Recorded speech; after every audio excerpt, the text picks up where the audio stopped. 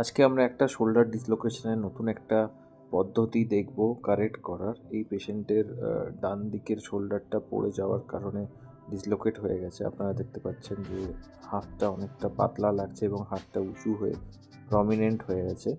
বাঁ দিকটা ঠিক আছে, বাঁ দিকটা নর্মাল দিক, এখানে হাতটা নর্মালি মনে হচ্ছে, বাট ডান দিকটা একটু হাতটা উঁচু হয়ে আছে কারণ ওটা ডিসলোকেট হয়ে গেছে।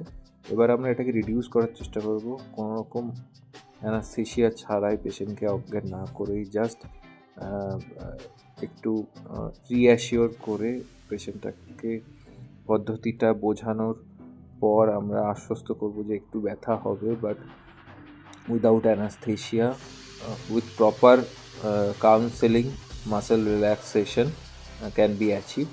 মাসেল পুরোপুরি রিল্যাক্স হলে আবার শোল্ডারটা বসিয়ে দেওয়া যায়।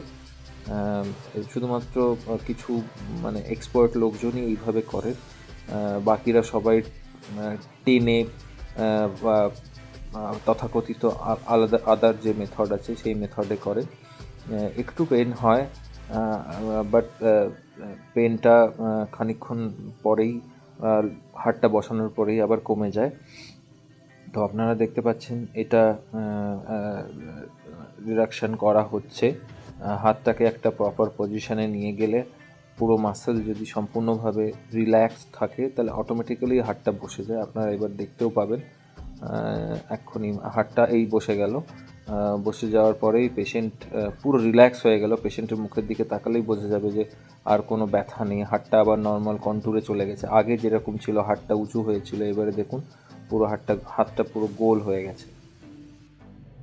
ধন্যবাদ।